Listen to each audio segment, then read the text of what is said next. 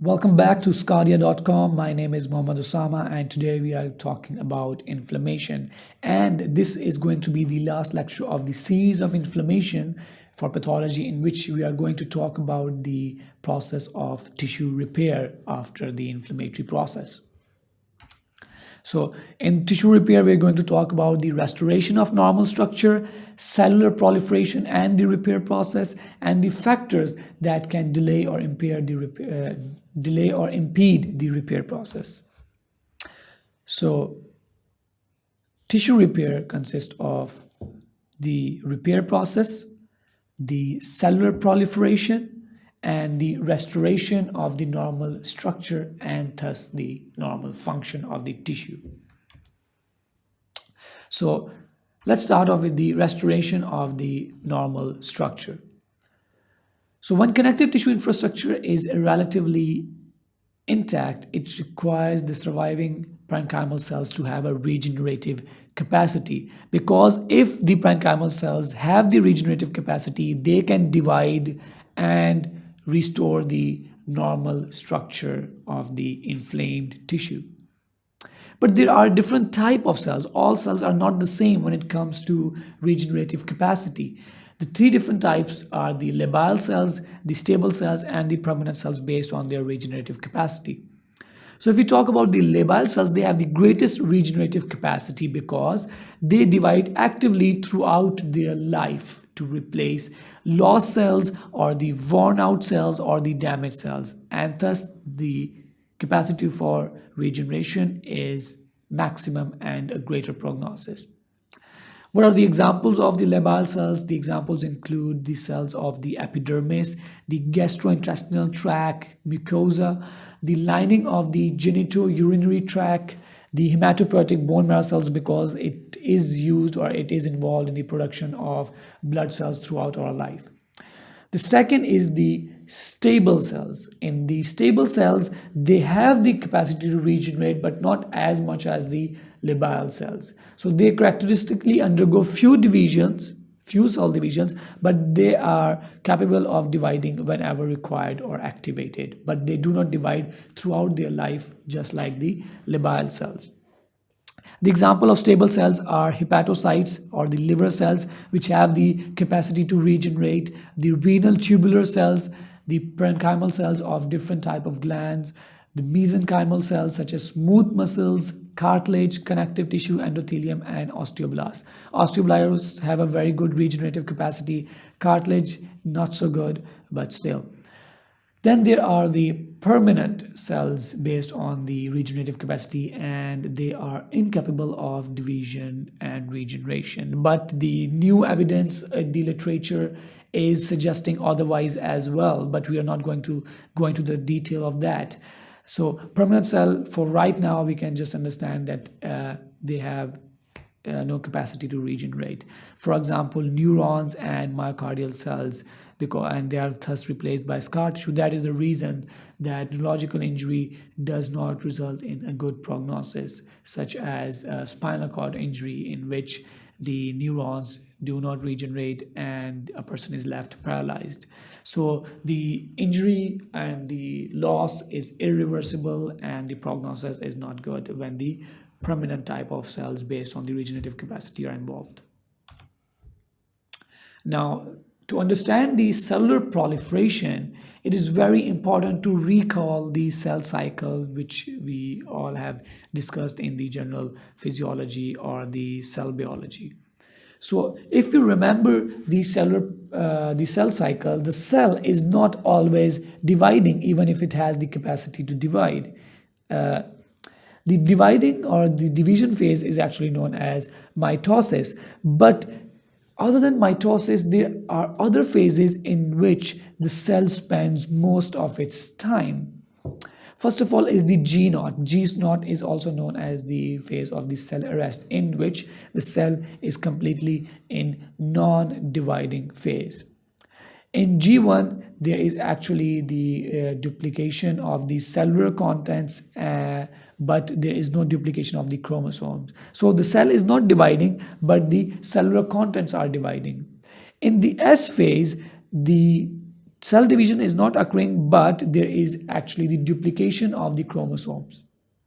And in the G2 phase, there is actually the rechecking, reassessment if all the duplicated chromosomes are normal and they do not have any error or abnormal genes, and there is no need for repairs. Otherwise, if there are abnormal chromosomes, it can lead to malignancy and cancer formation as well. So cell cycle is very important. So once we have understood the cell cycle, we can understand the cellular proliferation as well. So cellular proliferation is mediated by an assemblage of, or a combination of, growth factors. So there is the platelet-derived growth factor, which is synthesized by platelets and other cells, and it is chemotactic, or it attracts fibroblasts, and fibroblasts are, is involved in the formation of the scar as well, scar tissue formation. So it is chemotactic for fibroblasts and smooth muscle cells as well, and monocytes as well. So it is a competence factor. Competence factor are those factors which work in the stimulation in the G0, which was non-dividing phase, and G1 phase, and they stimulate both fibroblast and smooth muscle cell proliferation upon concurrent stimulation by progression factors. And these progression factors actually work in the S phase, G2 phase, and M phase, which is the mitosis phase. Okay.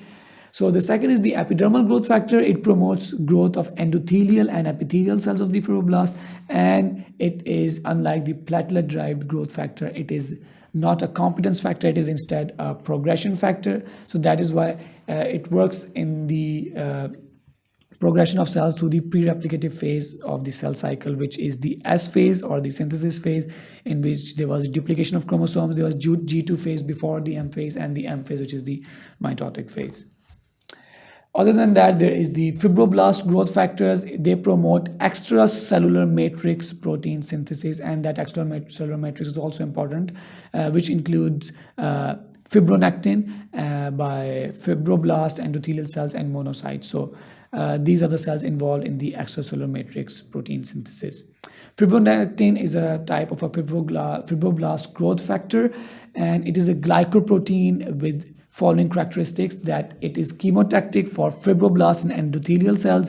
So endothelial cells and fibroblasts, when reach the tissue, they are involved in the scar formation, the matrix protein synthesis, as well as the angiogenesis. It also links the extracellular matrix components and the macromolecules. What are the macromolecules? For example, fibrin and heparin, etc. To cell surface integrins. What are the integrins? These are adhesion molecules, as we discussed earlier in this lecture. Then the transforming growth factors. What are transforming growth factors? Transforming growth factors, for example, TGF alpha is similar to epithelial growth factor, and transforming growth factor is actually a growth inhibitor for many cells instead of promoting the cellular proliferation. And this is important because this may aid in repairing. So it is not important just to proliferate. It is also important to keep a check and see if those cells are normal or not, and to repair if they are not normal. So it is also chemotactic for macrophages and fibroblasts. And then there is the macrophage-derived growth factors. As the name suggests, they are derived from the macrophages, and they promote fibroblast, smooth muscle cell, and endothelial cell proliferation. Proliferation means division of those cells. Now let's talk about the repair process, how that repair process occurs. So first of all is the removal of the debris or the dead tissue. So it begins in the early stages of inflammation, and it is initiated by the liquefaction and removal of dead cellular material and other debris. The second is the formulation of the granulation tissue. The granulation tissue is highly vascular because of angiogenesis, and it has the newly formed connective tissue consisting of capillaries and fibroblasts. This granulation tissue fills the defects created by the liquefaction during the removal of the debris. Now, this granulation tissue has a lot of collagen in it, and as the amount of collagen produced increases by the fibroblast in the granulation tissue, it becomes gradually less cellular and less vascular. So granulation tissue starts converting into scar tissue. And as the progressive contraction occurs, because that collagen starts to contract after its formation, which results in overall hypermobility of the soft tissues. So this can result in deformities in the structures. For example, as I already gave an example in the example of the burn. In burns, there's scar tissue, and then that scar tissue contracts, which results in the contracture formation if not managed accordingly. So the importance of physical therapy and soft tissue mobilization becomes very important when the scar tissue is forming. So now let's talk about the factors that can delay or impair the process of repair following the inflammation. So one is the retention of debris if it is not removed because of abnormal function, and the impaired circulation. If there is not enough circulation, the different type of cells cannot come there. For example, different type of cells such as neutrophils and other leukocytes and macrophages and monocytes. And obviously there wouldn't be enough nutrition to come here for the repair process, because nutrition is important for the repair process. Then followed by persistent infection. If the infective or the causative organism such as bacteria is continuously present there, then it can result in the delay or impediment of the repair process. And then also a different type of metabolic disorders such as diabetes mellitus, because in diabetes mellitus there is obviously abnormal circulation or impaired circulation, which in itself is a factor that delays the repair process. Other than that, it is also has the problem of increased susceptibility to infection, and infection is one of the causes of inflammation in the first place. So conditions like this can actually impede or delay the process of repair. Then there's the dietary deficiency, because there are a lot of different type of nutrients which are essential for the process of inflammation, such as ascorbic acid or proteins are required for the process of the collagen formation.